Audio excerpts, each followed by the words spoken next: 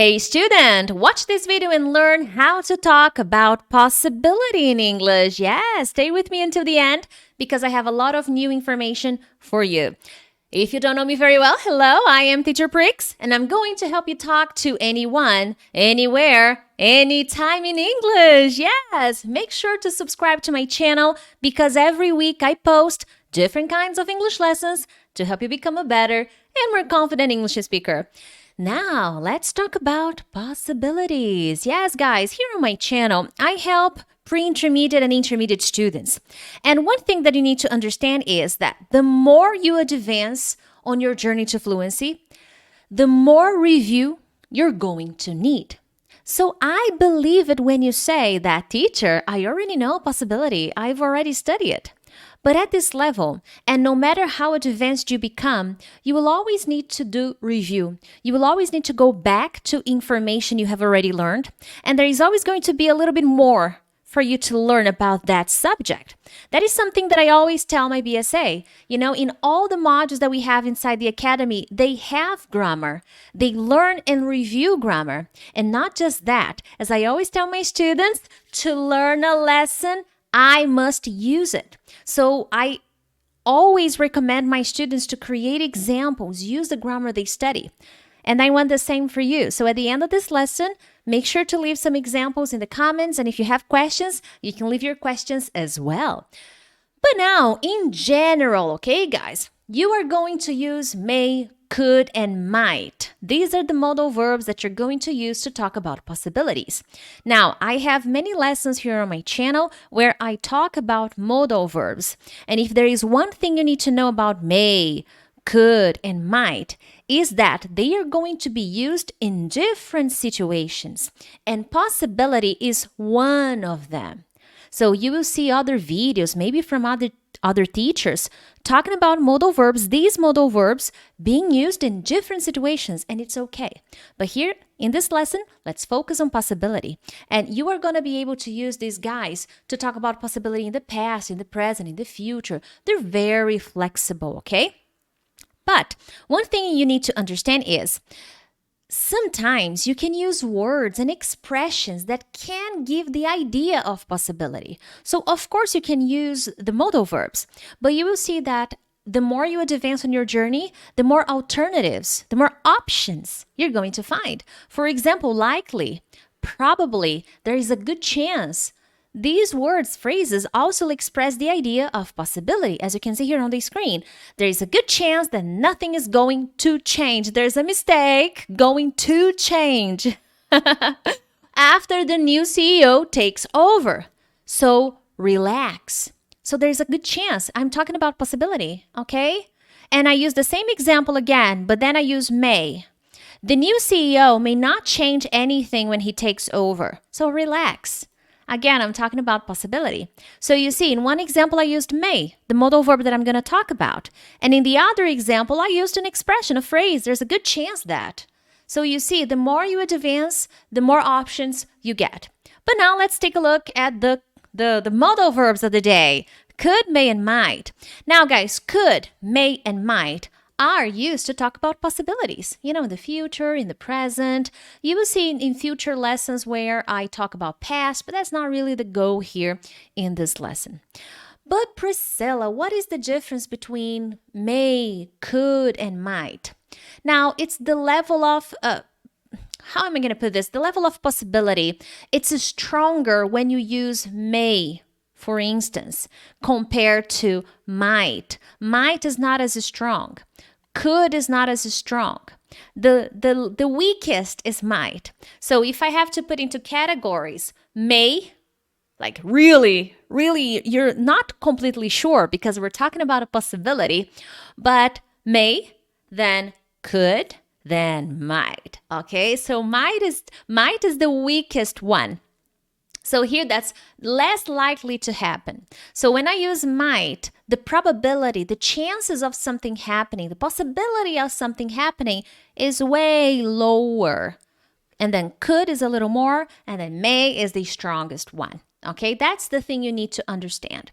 So here, look at the examples. Where are the others? We need to go. This is not a question mark. It should not be a question mark. We need to go. Well, they may be stuck in traffic. Let me call them.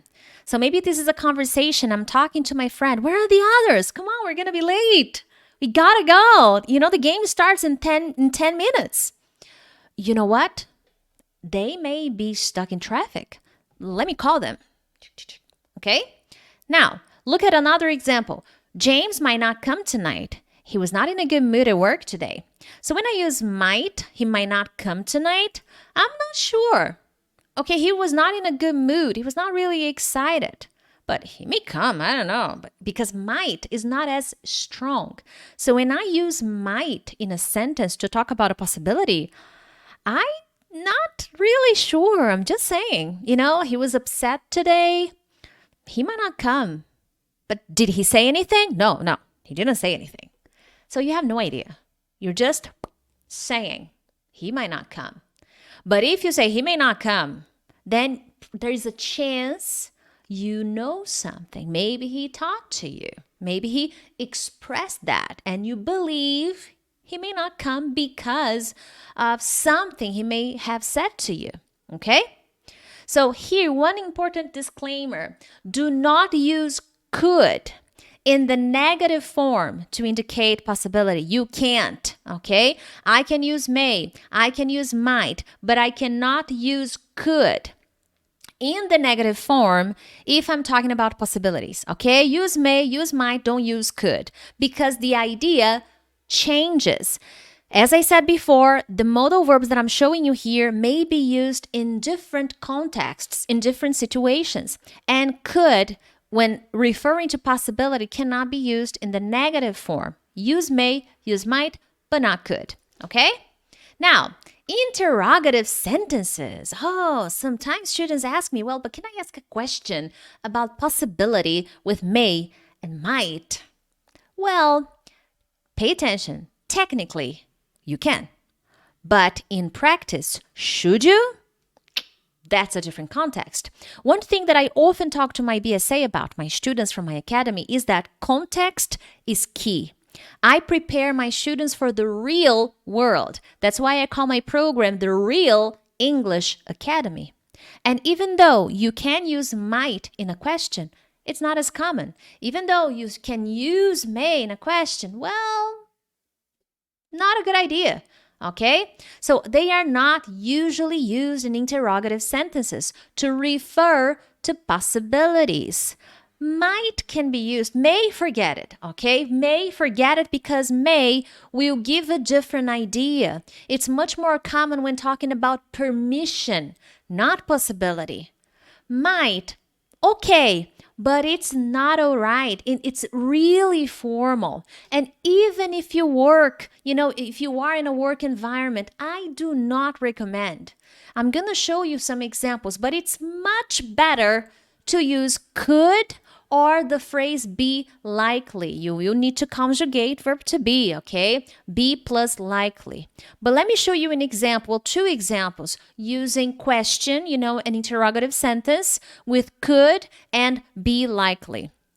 Could they be stuck in traffic? Where are the others? We need to go. Well, I don't know. Could they be stuck in traffic? Well, I'm thinking the possibility. Well, could they be stuck? I don't know. Let me call them. Okay? Another one. Are you likely to travel this year? It's possible. Now, big disclaimer here, okay? Keep in mind that in everyday conversations, both examples that I'm giving you here, where are the others? Could they be stuck in traffic? Are you likely to travel? These examples are not common. I only created these examples to show you it's possible. Big difference. And this is why so many grammar books confuse students, because they create examples like this just to show you it's possible, but then they don't talk about it like, hey, don't do that. Okay? So my recommendation is here. I'm just showing you that it's possible. But do I recommend using this in a question? No, I do not. It's much more common in affirmative sentences. It's much more common in negative sentences. But when it comes to questions, watch out. It's really weird to ask a yes/no question about possibility.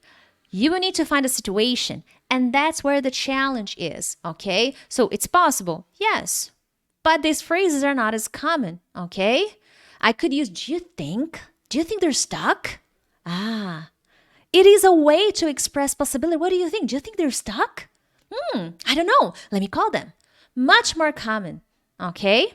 Now, the word be, the phrase be likely is super common in conversations. What I'm trying to show you is that in a question like this about yes or no possibility, it's not as common. You can, but you need to be clever when finding the right context. That's what I mean, okay? Well, for now, if you're enjoying this video, make sure to subscribe to my channel and share this video with a friend. And if you're interested, if you need organization, if you don't know how to organize your study routine, check out the link in the description of this video because I have an amazing study plan cycle that will show you how to organize your study routine so that you can maximize your time and your results. But now, let's keep rolling. Maybe, may, plus be plus ing, they're not together, maybe. That may be all I need. No. Okay, but even here, that may be all. No, they're separate. Okay, may be plus another verb, ing, or might be plus another verb, ing. This is a very nice structure to talk about possibility. Yes, you're basically talking about possible future plans. Look at the example. I might be going to my parents' next weekend. My parents' house, okay? I need to fix this. There's a mistake. Let me fix. I might be going to my parents' place. My parents. Well, it's possible to say this. My parents next weekend. I might be going. Could I say I might go? Yes. But this is also common. So maybe now that I'm showing you this, that I'm getting your attention to this, you may start to hear this in movies, conversations. So it's possible. It's just a different way. I might be going. I might be doing. He may be doing. He may be listening. Possibility, future plans, possible, okay? Another example, I may be going to Denmark soon. Yeah, this is actually true for me. Yeah. In this case, I might be going to Denmark soon. Why? Because I want to go there. I want to see there, I want to visit, I want to take pictures, ride a bike, So I might be going to Denmark soon. How do you know? Well, I need to do a few things, and if these things happen, then I might be going to Denmark. For how long? Well, a short trip, okay? Like really short. So you get the idea. Could I say I may go? Yes, it would be possible, but I might be going to Denmark. I might be going to my parents. It's fine, okay?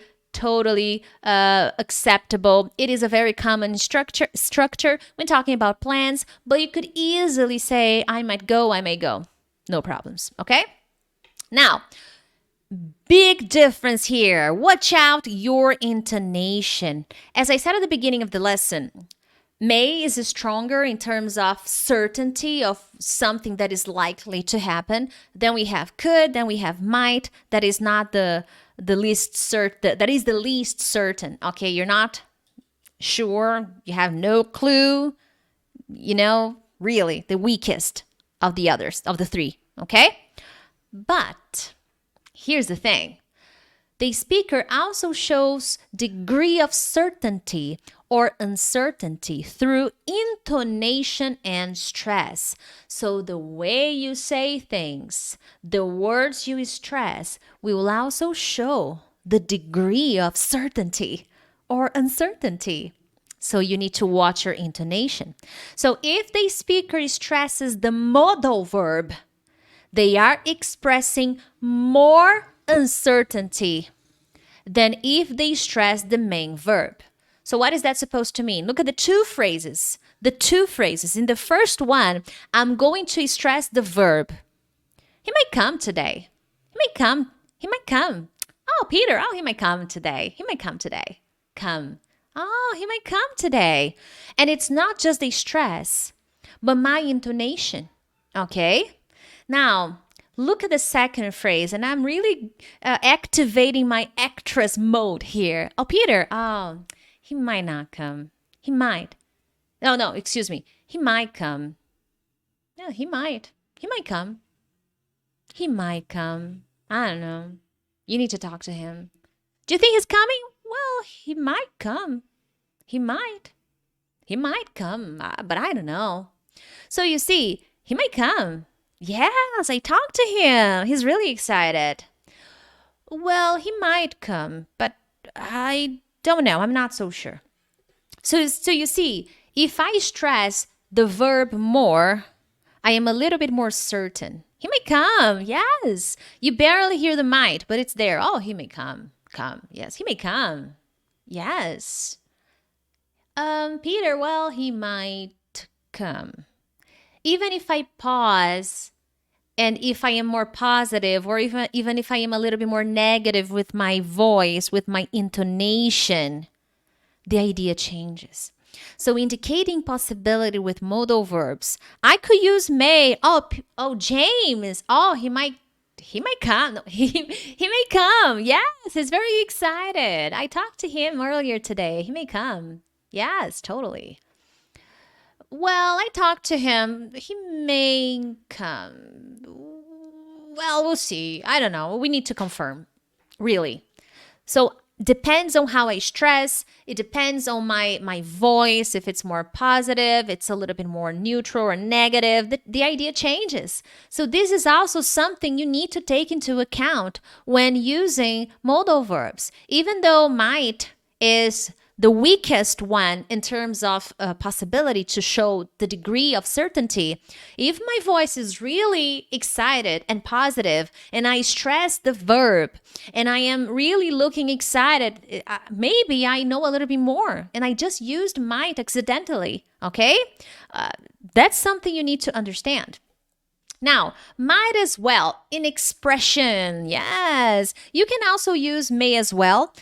But the one I see the most personally is might as well. However, may as well, you can use it. Now, this is an expression, and you're going to use this expression to say you should do something because there is no better alternative. There is no reason not to do it. Okay? So you might as well do it. Why? Because there's no other option. There's no reason why not. There's no reason not to do it. So that's usually the idea. The example will make it easier for you to understand. Well, let's say I am at my house, in my house, I am opening some boxes, taking some boxes away, and I was not expecting you to come visit me. Okay? And then, knock, knock, knock. What are you doing here? Oh, Priscilla, I had nothing to do, so I decided to come over. Well, hello. Well, I'm busy. Oh, come on. I'll be around. I won't bother you. Well, since you're here, you might as well help me find the box I'm looking for. Really? What kind of box? Well, there's a few boxes in the garage. Can you help me find them? Nice. So I was not expecting my friend. He comes to my place. Now, well, you might as well help me. You're here. Because I don't have any other option. My friend is there. I didn't want my friend to come over. But now that he's here, but now that he is here, he might as well help me. You're not doing anything. You're here. I can't tell you to go. You don't want to go. So you might as well help me find a box I'm looking for. So that's the idea. Another example. Well, did you see the news? Oh, yeah, all the roads are blocked. There's a huge blizzard.